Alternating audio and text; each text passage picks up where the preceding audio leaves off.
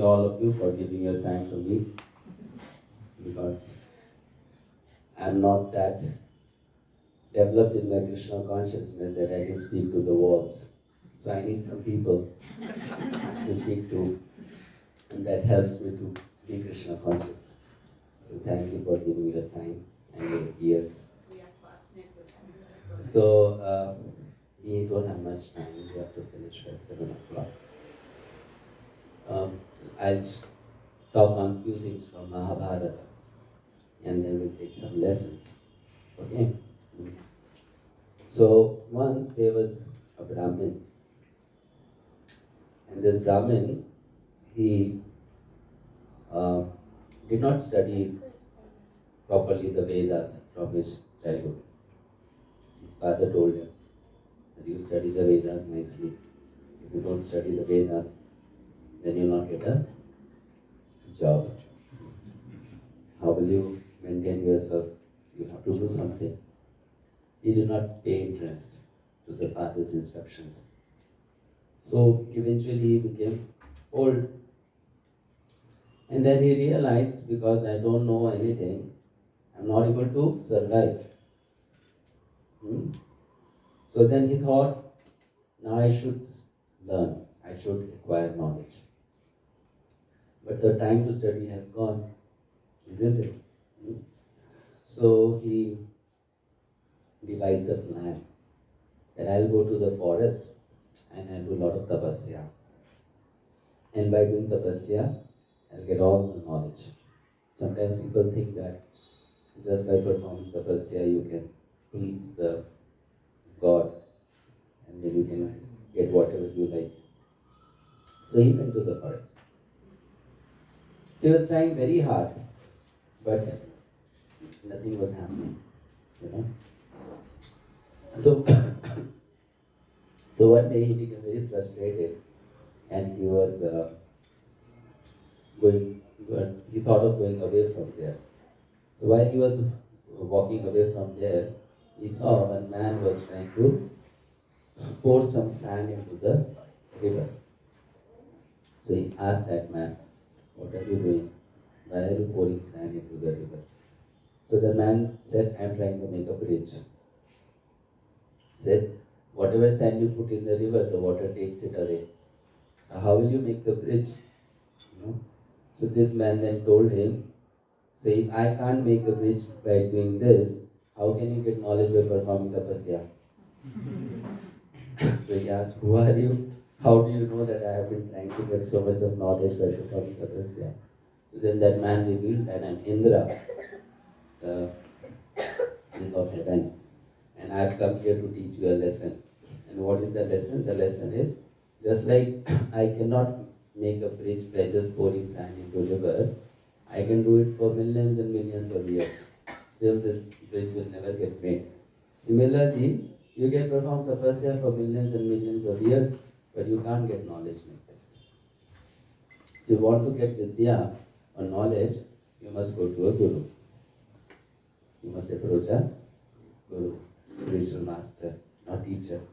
Then that person will give you knowledge.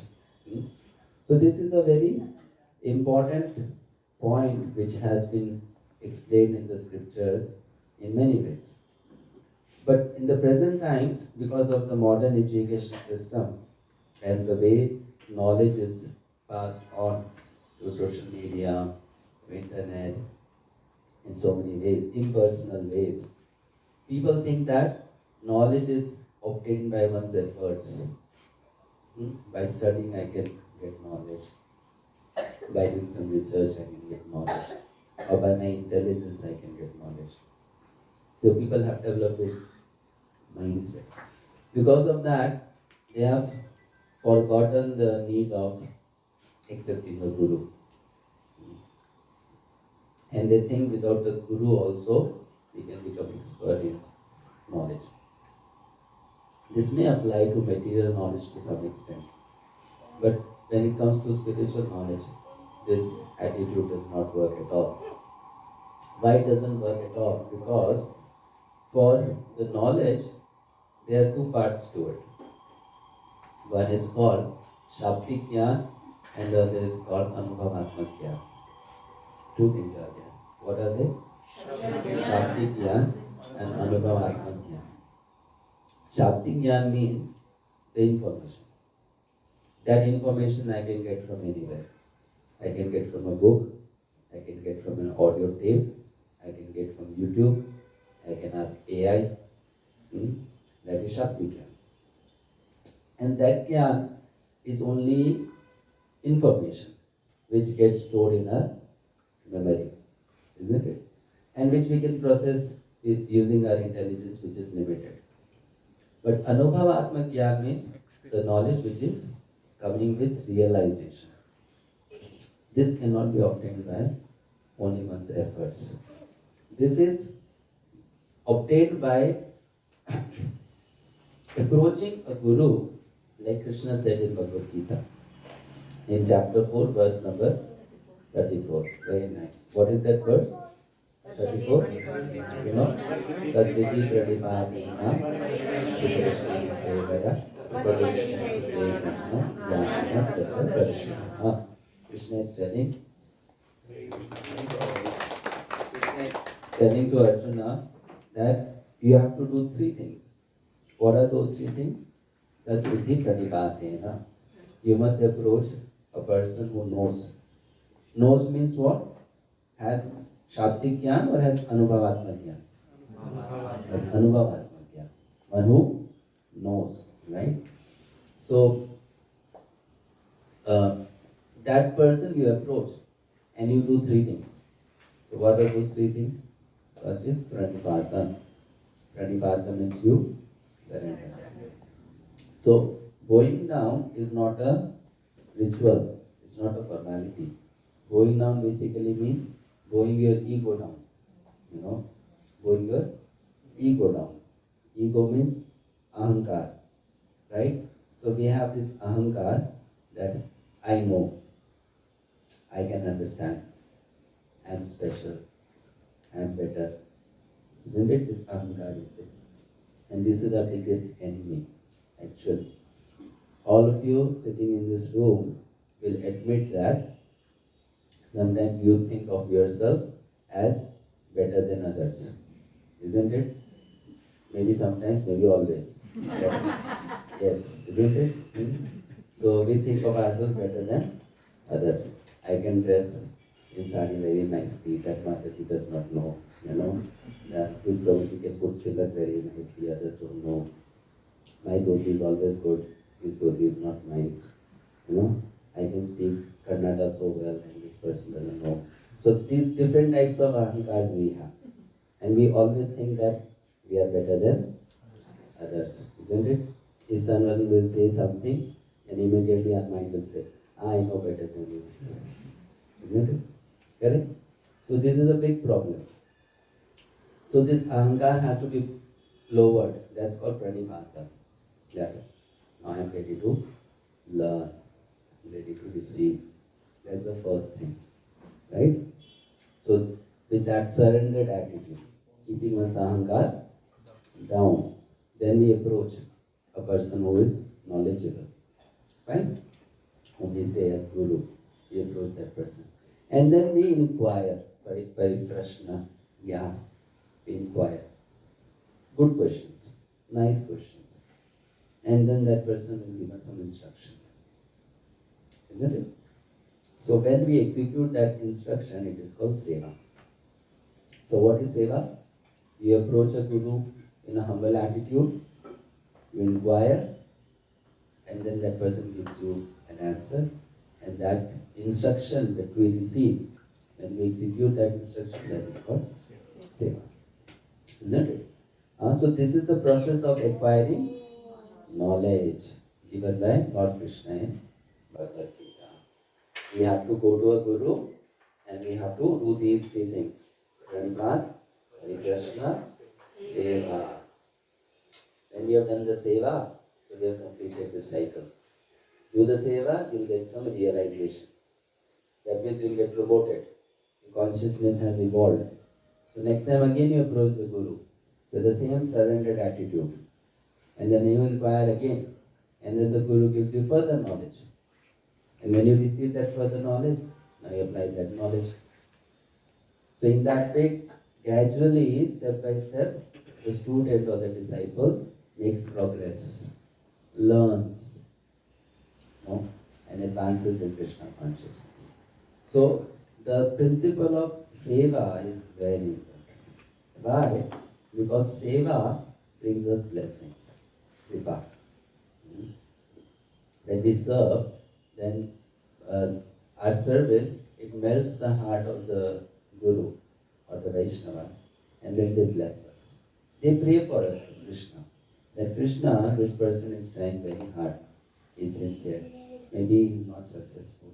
So you please help him. And when someone prays to Krishna on behalf of us, that please help this person, he's trying to be a devotee, he's trying to become a good person, he's trying to become situated in Krishna consciousness. So then Krishna, he listens to the prayer and helps that person. Without Krishna's help, we cannot do anything. Not possible. Krishna says in Bhagavad Gita that I give remembrance, I give knowledge, I give forgetfulness. Isn't it? What we are hearing, if Krishna doesn't allow us to understand it properly, we will not understand it. Isn't it? We will not hear also. If Krishna doesn't allow us to hear, we will not hear also. Because we are so dependent on the Lord and the Lord's arrangement. In Srimad Bhagavatam it is said, every anga of our body is controlled by a demigod. And if that demigod decides, then that part of our body will stop functioning. And does it not happen? It happens. People get paralyzed, isn't it? So their particular part of the body stops functioning, stops working. Because there is someone controlling. A higher control is there. We are not independent. Which is again a big problem with modern day education program. It makes you believe that you don't depend on anyone else. Right? You don't depend on anything. You just depend on yourself. But that is completely foolish idea. We are so much dependent on others. Correct? What to speak of the demigods, the higher powers. We are dependent on other living entities also. We are dependent on other humans also. Isn't it? We are not independent. I'm doing anything. I'm using so many things which are produced by other humans. So I'm not independent. Correct? So, but a person foolishly thinks I'm independent. I'm complete in myself. I don't need anyone. So we understand that it's not true. So when we do seva, seva brings blessings, mercy. And that mercy helps us to make progress in our knowledge, in our understanding, in our realization. Isn't it? Therefore, in the scriptures you find so many instances of how service is done, or seva should be done.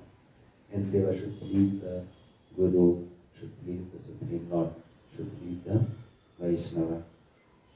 So this bhav is very important. Ultimately, what do we have to learn in this world? We have to learn to serve. Because to serve means to give. And that's what people don't know. People, they only know to take. Isn't it? If someone is born, that person naturally knows one thing. And that is what? To take. That person doesn't know to give. It has to be taught. You give. Isn't it? You have to teach people. Share. Isn't it? You hardly find situations where we have to teach people, don't share so much. Don't give so much. You don't find. Mostly you have to tell people, share. You should care. You should give. Isn't it correct? Do you find examples of people telling, don't be so kind, don't be so selfless. The world is full of selfless people. We should not be so selfless. We always hear the world is full of selfish people. Right? We should be selfless. Correct? So, because that is not natural to us. We don't have those things. So it has to be cultivated. It has to be learned. So service means to give. To be a perfect human being means to selflessly give.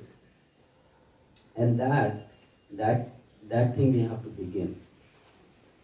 We can't serve everyone, so at least we start by serving the Supreme Lord and the Guru who is giving us divine knowledge.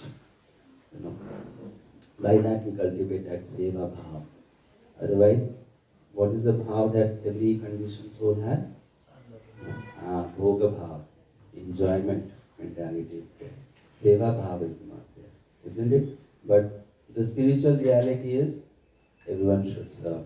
When Krishna is serving, Bhagwan is also always serving. Bhagwan is not enjoying.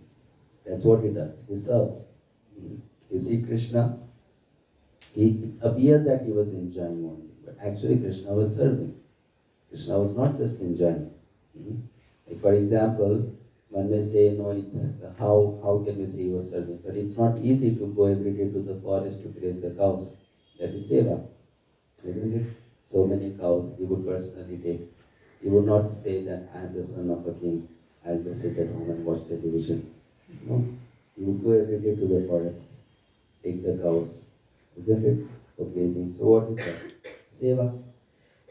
He would serve the cows. Then he's with his friends. So he's not bossing around. He's playing with his friends. When he gets defeated, he will also let his friends climb on his shoulder and will take them. So that is also seva, isn't it? Every day in the morning, he carries the sandal of his father on his head and takes to his father, please wear his sandal. So he does seva, though he's Bhagavan. He doesn't have to, but he does seva, service. So spiritual reality means seva. And that's what we are trying to learn. That's what bhakti is all about. That's what actually makes a person real human being. So we have to serve. Serve. That brings us a lot of blessing, right?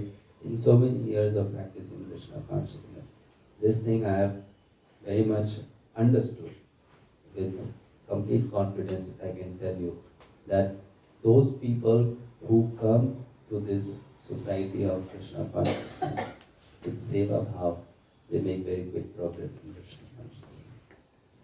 It doesn't depend on how intellectual you are. It doesn't depend on how skillful you are. It doesn't depend on all those things.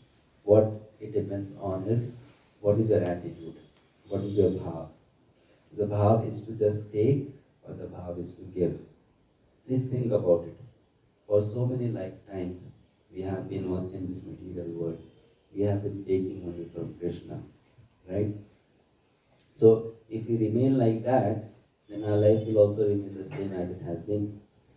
Albert Einstein, very intelligent person, great scientist, he said a very nice statement.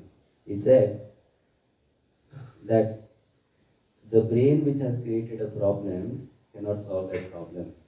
Which means to solve that problem, you need a bigger brain, isn't it? Which means what? If you are not happy in life, and you have been living the life in a certain way, isn't it?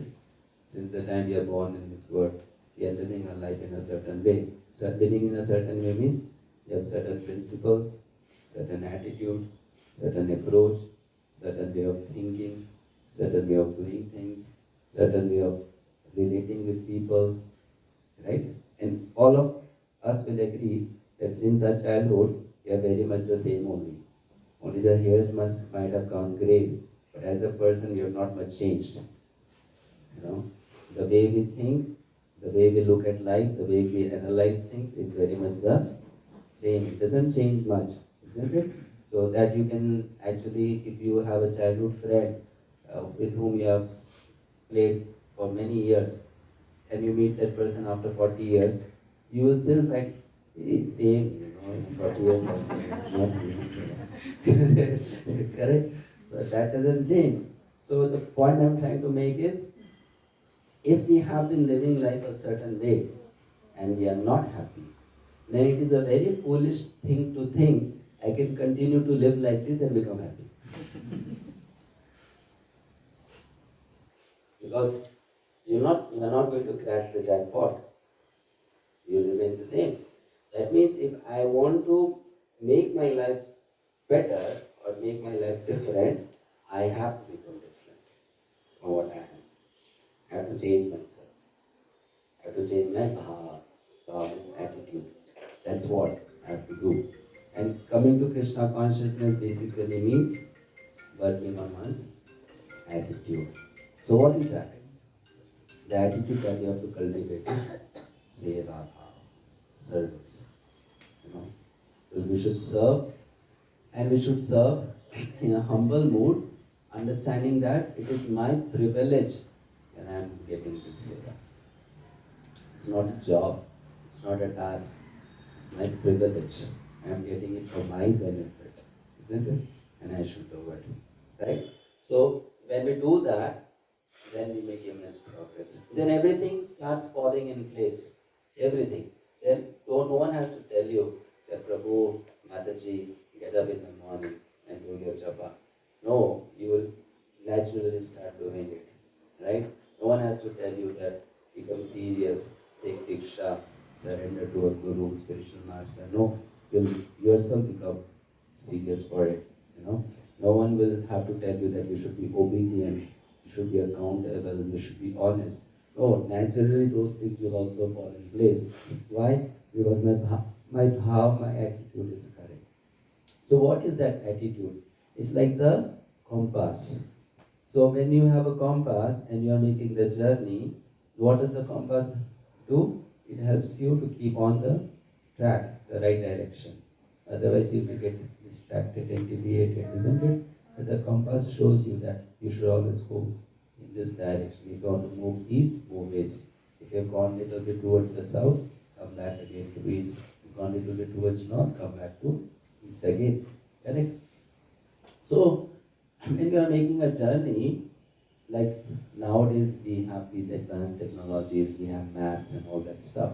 But still we know that when you are making a journey, even if you have done a lot of good homework, you are not aware of the challenges, the accidents and the problems that may come ahead. Isn't it? Correct? So many times your planning cannot help you. Your homework cannot help you. Your intellectual capacity cannot help you. Isn't it? But what can help you? The compass can help you. Isn't it? Correct?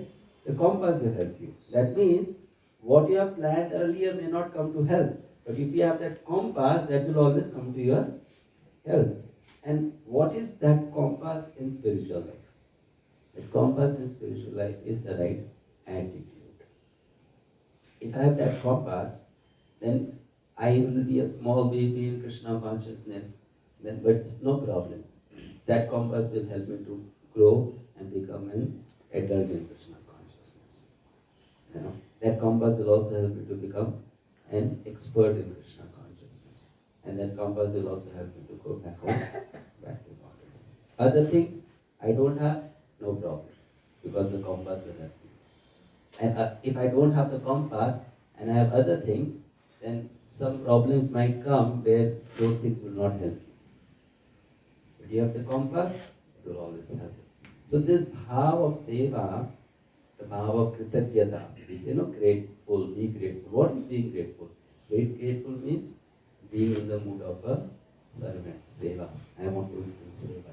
That's gratitude. Because gratitude doesn't mean I'm grateful, I'm thankful, I feel I'm grateful. No. Gratitude means you do something in return. That is called gratitude. Isn't it? Right? So nowadays again this is a big problem. I'm feeling grateful. Then what are you doing after feeling grateful? You should do something, you know.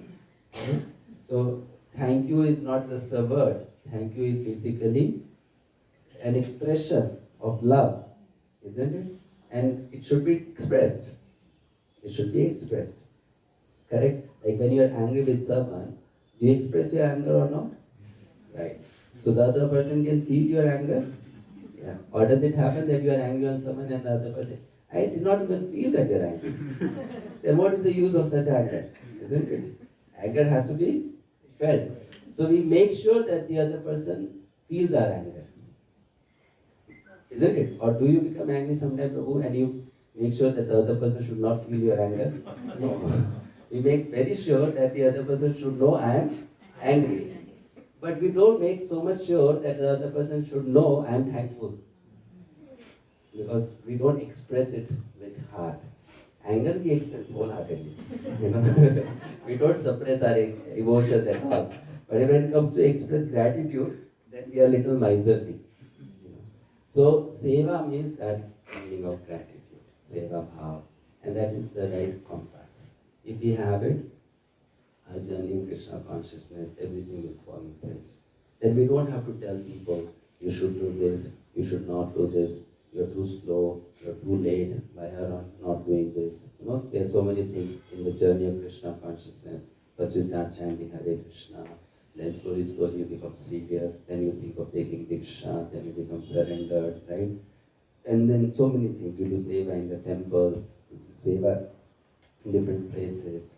You try to serve Krishna and the Guru and the Vaishnavas with your body, with your mind, with your speech, with your life. You know, slowly, slowly those things happen. But those things, they can naturally happen if we have seva bhav. And if you don't have seva bhav, then even if those things happen artificially, it's not going to do much good to us. Because bhakti is not a ritual. Bhakti is the voluntary expression of love. No. Bhakti has got nothing to do with rituals. And by ritualistic mentality and approach, we can never please Krishna. Because Krishna is not interested in the rituals. Krishna is interested in free expression of love. Just like Krishna freely gives without reservation, so he wants that if you want to also be having a relationship with him, you should also give freely without any reservation. That's what Krishna expects. Because he is like that. So if he is like that, so he wants you also to be like that. You know, then only there can be good chemistry, right? Otherwise it won't be. So that's what Krishna wants, that you freely love me. And loving Krishna means you are surrendered to Krishna. That's surrender. But there are two stages of surrender. One is the perfect stage of surrender, which Arjuna shows in Bhagavad Gita to Krishna. What does he say? Karishye vachanam tava. Now I'll do whatever you say. And I'll do it happily.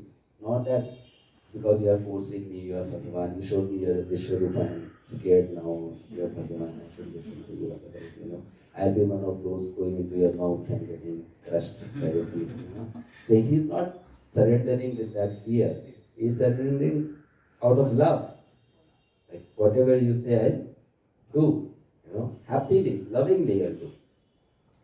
But that surrender is different. From the surrender he does in 2.7. That is initial surrender. It is not complete surrender. Right? That is initial, little surrender. Because it's very interesting. You see, he said in 2.7, I surrender.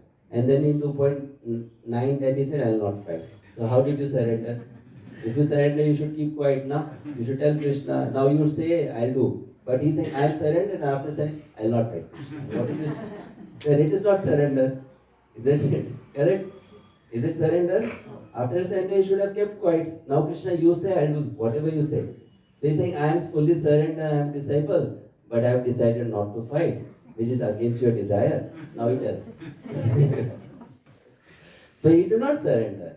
He only initial, little bit.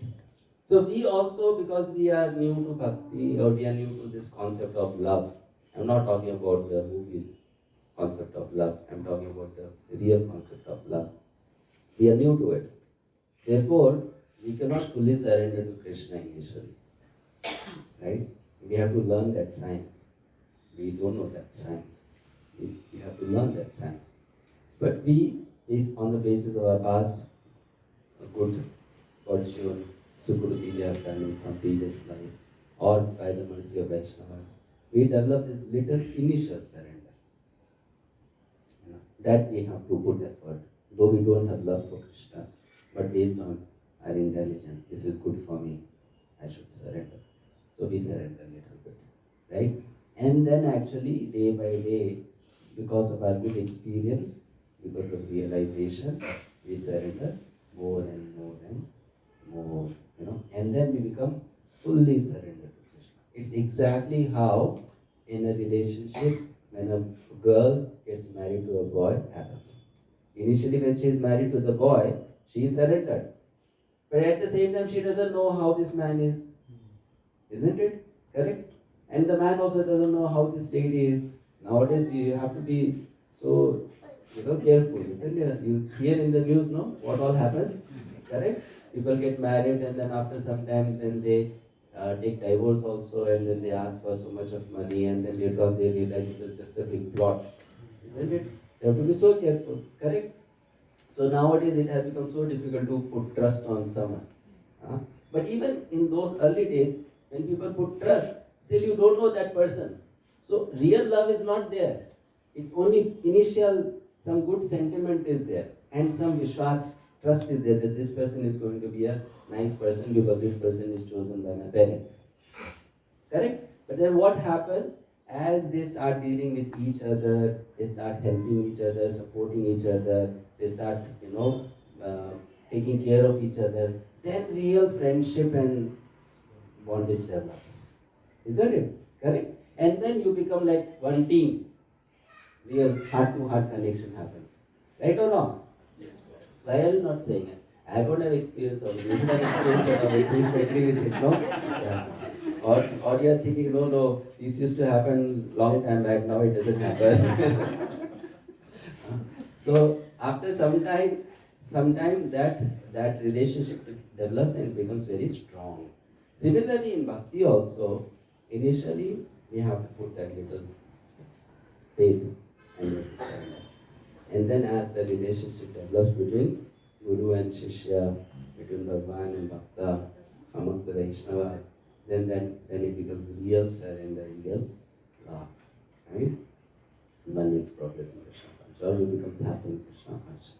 And that is the goal of life. So I think I'll stop here. Any questions or comments? We have 5, 6 minutes, 10 minutes, I think. 12 minutes. You did mention that it doesn't require much of intelligence, and it is just the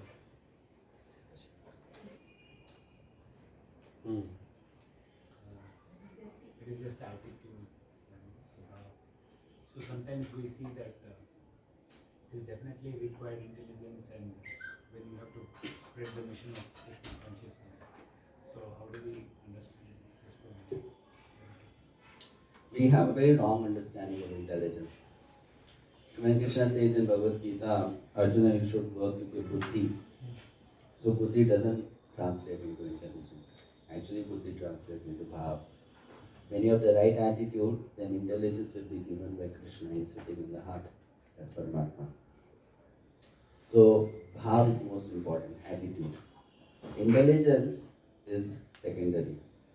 Intelligence can be given by Krishna at any moment to us. And Krishna can do wonders through us. Just like we see in the lives of acharyas. Many times they were not capable of doing something, but they had bhav. So Krishna made them the instrument and got it done. So that attitude is more important. Because when you have the right attitude, you become an instrument. In whose hand? Krishna's hand. So if you become an instrument in Krishna's hand, Krishna can make you do more than you can actually do. Because he is controlling you. So that's possible. Just like, I'll give you a simple example. That, let's say I have a capacity to lift 20 kilograms of weight. I can't lift more than that, isn't it? But I have a person who can lift 100 kilograms of weight, isn't it? So I wanted to lift 20 kilograms. I can lift only 20 kilograms. I cannot lift 100 kilograms. But that person can lift me also and lift 100 kilograms also, isn't it? And then my job of getting that weight lifted will be done.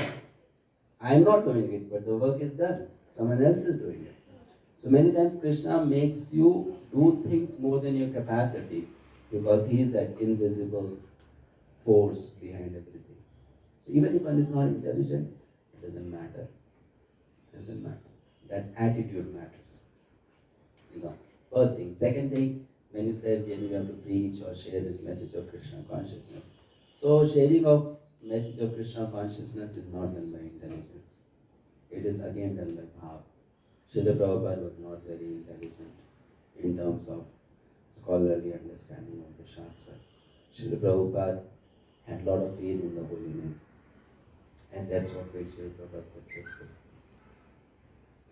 Srila Prabhupada did not go to universities to do PhDs in Sanskrit and in the Vedic scriptures and all that. He was a normal businessman, isn't it? He was not a very big Pandit. He was a normal businessman. So he is not like, okay, he has studied the Rig Veda, the Sam Veda, all the four Vedas, and the Vedangas and all that. No. He just heard from his Guru Maharaj, he associated with the Vaishnavas, whatever scriptures were available, he studied that, and he chanted the holy name. And because he chanted the holy name purely, that pure chanting of the holy name gave all the jnana to him. So that's what is required. And another thing is, you don't preach by knowledge, you preach by character. So character doesn't need good intelligence. One can have a lot of good character, and that person may not be very intelligent. And someone may be very intelligent, but that person may have a very bad character. Isn't it? Correct? Yeah. So that's what we have to focus on. Attitude. If attitude is nice, everything will work. Intelligence is after all a material thing. It's not a spiritual thing. It's got nothing to do with spiritual thing. Fine? Okay? And one more thing, last thing. The way we see intelligence, it's very much based on the it's very much based on uh, the culture around us. See, for example, now we have given a particular definition to intelligence. What is that? If this person can solve a problem of mathematics in 20 seconds, then this person is more intelligent. Or this person can solve it in 5 seconds, then he's more intelligent. If this person can write a computer code, then this person is more intelligent. So that is my definition of intelligence.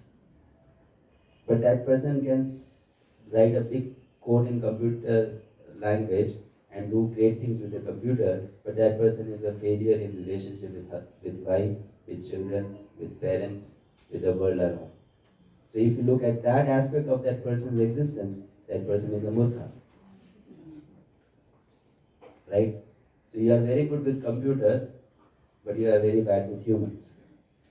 So in that way, if you look at that person, then that person is murkha, fool.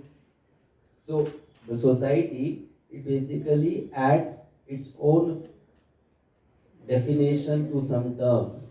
Like for example, what is love? So the modern society has added its definition to the term love.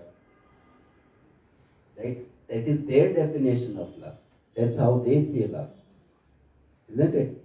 But then if you look at the love of Lord Ramachandra and Sita, which from Ramayana, then you know that this love is nothing. You see the love of Ram and Lakshmana, then you see that the love in this world is nothing. You see the love of Bharata and Ramchandra, you see the love of this world is nothing. Isn't it? From that perspective, then this love becomes useless.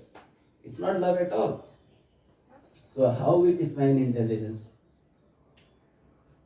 So nowadays the definition of intelligence is wrong. And also it's probably more on our own false ego It's more on our understanding, So, but as per scriptures, the person who can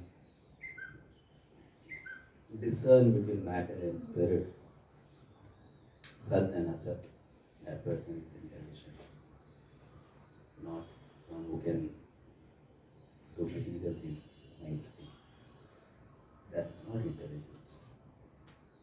Right? So it's how we define things. Okay? Okay? Let's say people would say health means having 200 kilograms of weight when you're a very healthy person. So that's their definition. And there might have existed such people also, right? Isn't it? If you are heavyweight, then you are healthy person. Maybe such people might also be there, and that may be their philosophy of life, isn't it? And if you tell them, why are you 200 kilograms? They say, I'm healthy. What's wrong with being healthy? Correct? Now that is that person's outlook towards health, isn't it? Similarly, in material world, intelligence, love, success, happiness, it is wrongly defined. It's wrongly defined. Okay? So thank you, Prabhu, for nice enlightening. So we also like to know a little bit about, you mentioned about the science of love. Can you please focus on that? Okay. Thank you, Prabhu. So the question is science of love. So science of love basically means only that person can love who is complete. If you are lacking, you cannot love. Because if you are lacking, then whatever you do, you will do to, first of all, make yourself complete. So how can you do it with 100% attitude of giving? Because you yourself lack. So who can love? Om Purnamada Purnamida Purnat Purnamidachyate. Person who is Purna, he can love. They can understand love and they can show love. Those who are not Purna, they cannot love because they need. And if you need, how can you give? If you give, you'll only give with them attitude of getting something in return. Isn't it? So you cannot give. Therefore, this science of love is learned by us as we make progress in Krishna consciousness. First of all, become qualified for it, and then you enter into it. At present, when we are conditioned, we are not even qualified for it. Why? Because everything we are doing it because we are lacking something. Like to give an example, why we worship the spiritual master? We are worshipping the spiritual master because we think he has something which we don't have. Isn't it? But let's say you have everything that he has. Then will you worship him? If yes, then you have love. Now you are worshipping him because he has something which you don't have. It's a very subtle point. So it doesn't mean that no, we should not worship, we should worship. But are you understanding what I'm trying to say? Yes, isn't it? So real love begins when you are complete. Therefore, Krishna says in Bhagavad Gita, Brahma Bhuta Prasannatma na shodhati na kamshati samasarveshu bhuteshu mad bhaktim labhate param. One who is Brahma Bhuta means that person has no personal deficiency. That person can actually give me pure bhakti, pure love. So this is something which we have to learn slowly. So the first step to learn the science of love is to know that I have no love. The first thing is I have no love. Love is prema. Love prema? No. So I'm not saying that you yourself are saying. So that is the first thing, right? But if you ask people, normal people, do you have love? Yes, so much love. Right? They'll say, I have so much love. But love for what? You're always fighting, quarreling, getting angry. So love for what? But the first step to learn the science of love is to realize I have no love.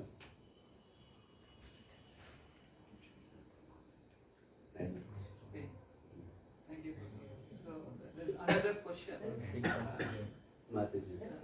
Yeah. Otherwise, So what is the difference between bhakti in ritual, bhakti in sentimental, and bhakti in bhava? It is step by step. It will come, Prabhuji. Hare Krishna Mataji. Okay, bhakti in ritual, bhakti in sentiments, and bhakti in bhava. So bhakti in ritual means basically you are doing bhakti out of fear or out of duty, right? And bhakti, sentimental bhakti means that is not even bhakti. That is materialism only. That is foolishness because you don't understand Bhagavan properly, right? Ritualistic bhakti also has understanding of Bhagavan, but the understanding is a very formal understanding.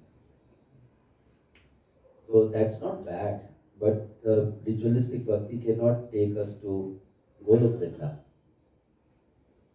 It's not that it's useless. Has its benefit. It can take us to the level of mukti or liberation, but it cannot take us to Golok Vrinda. But sentimental bhakti is useless. That has nothing, no benefit actually, because that is fake. It is not genuine. And bhakti in bhava, so when I said bhakti in bhava, so this bhava can be different. When we are talking of bhava, we are talking about the bhava of the Brajavasis, Vrindavan, Braja devotees. So their bhava is very spontaneous. That's Krishna. They serve Krishna without reservation. So that's what we are supposed to learn if we are worshipping Brajendranan Krishna. That's what we are supposed to aspire. We are worshipping Brajendranan Krishna. That is the difference. Okay? Shall we stop? How to chant the holy name purely? Okay, good question. How to chant the holy name purely? So first is you chant the holy name. You don't think about purity. First you chant. After you have chanted for 3, 4 years, 5 years nicely, then you think of chanting purely. Why I say so? Because sometimes we may have this false understanding that I can chant purely in one day.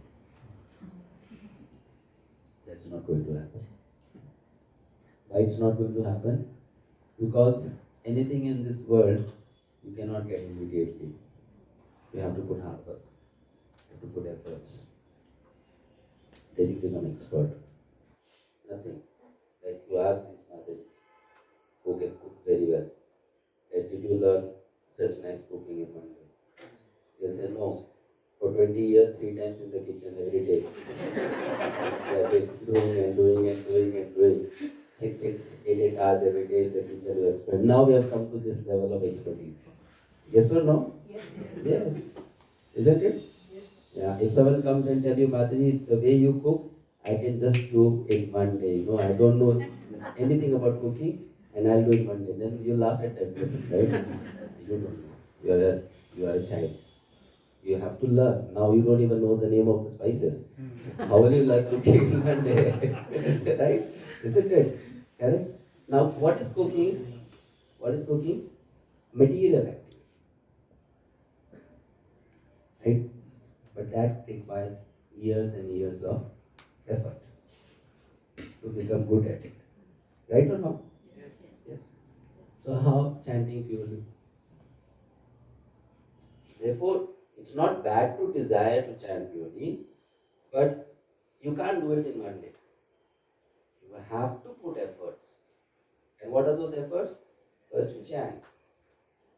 The way it has been told to us. Chant a certain number of rounds every day. Read the Shastra, hear classes, do seva. Then what will happen?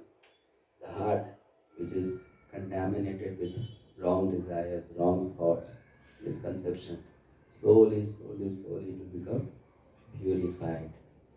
Now when the heart will become purified, then you'll be able to chant purely. It's like that. right? So it's not that, okay, tomorrow I'll chant purely. It's not going to work. Because with what will you chant? With what will you chant?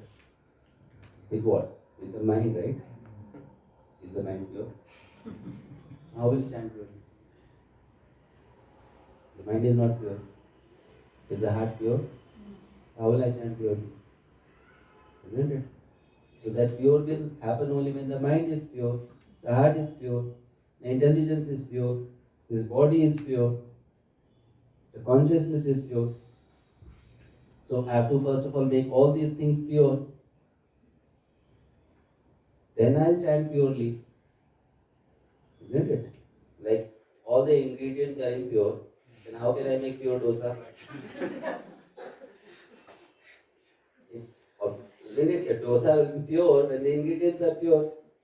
If the ingredients are having contamination, then the dosa will also be having contamination. Can you make pure dosa with impure ghee? No, the ghee has to be pure now, right? You use ghee for making dosa? Yes. So then impure ghee but pure dosa. Possible? Not possible. Right? Impure milk but pure ghee. Not possible. So the milk also has to be pure. So bhakti, if you are serious about bhakti, then you should know bhakti is a lifelong commitment.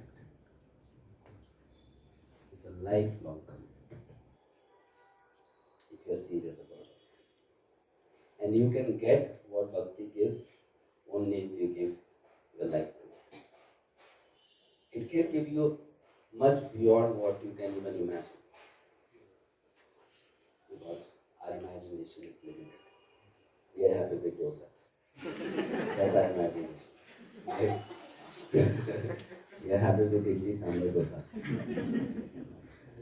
With little ghee, pure ghee. Best day of my life. So that is our level of happiness. So bhakti can give us much, much, much more than that. Isn't it? But it requires that thing from you. What is that? Commitment. Commitment. So we have to give that commitment to bhakti. If you have made that commitment towards bhakti, towards Bhagwan, and towards Vaishnavas, that I accept this process wholeheartedly and I try my best to follow it, then bhakti will hold your hand.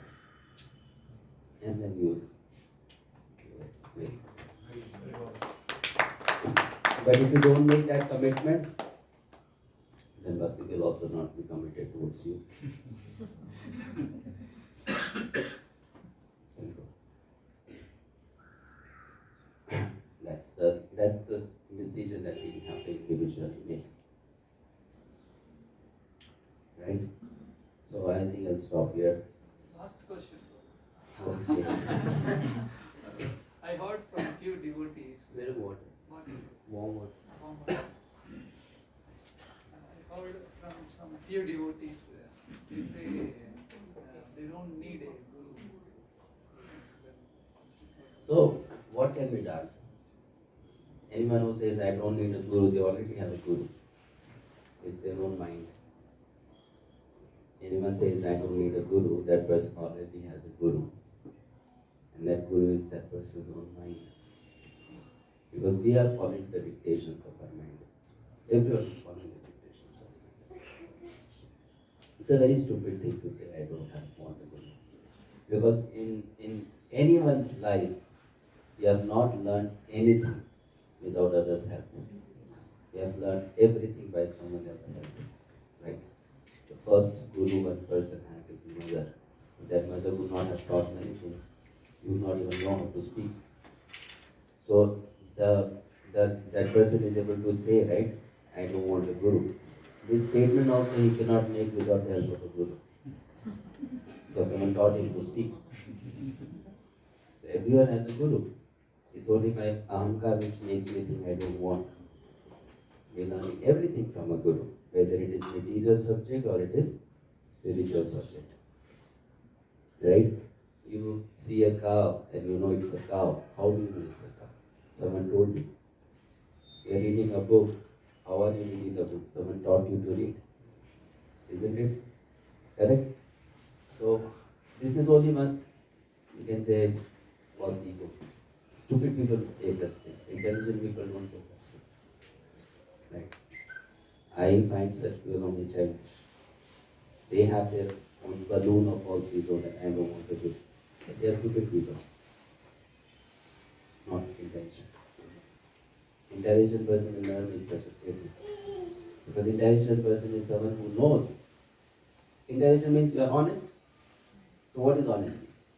Can you deny this? That you have not learned anything from anyone else? You can't deny. Can't deny. Isn't it? You can't deny. So that means if you are saying I don't want a guru, you are a dishonest person. Right. Okay? So we stop here. Thank you very much. Hare Krishna. Shri Prabhupada ki Jai.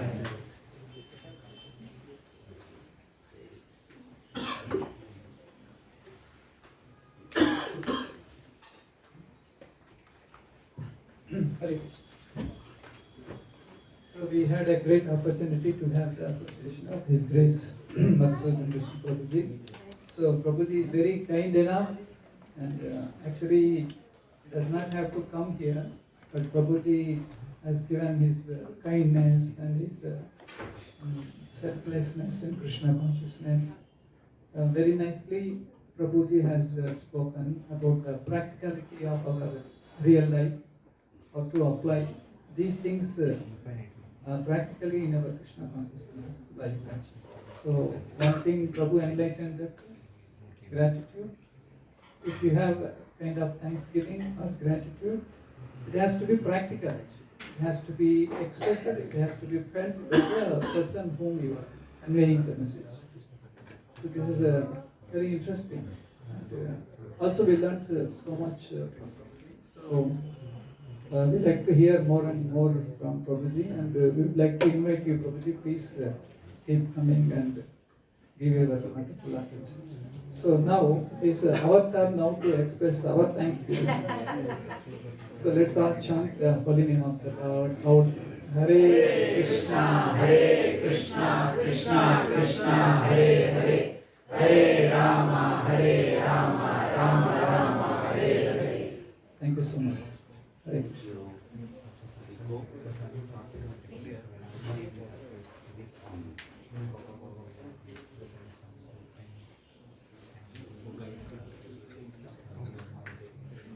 What's the next program?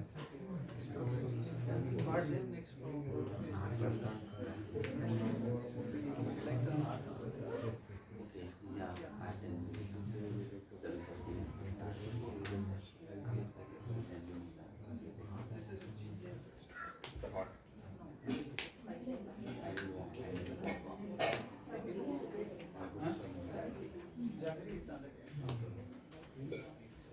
3-4 days now.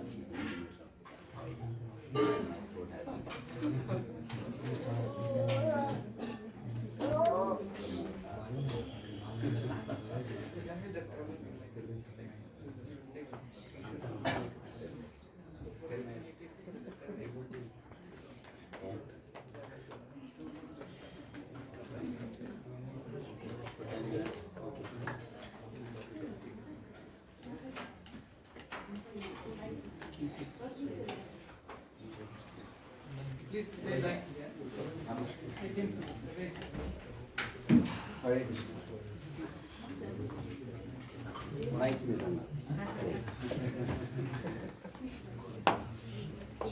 So, Prabhuji, we need one or two help of Prabhuji to carry this up. Thank you. Prabhu. Hi, Kana. Go back.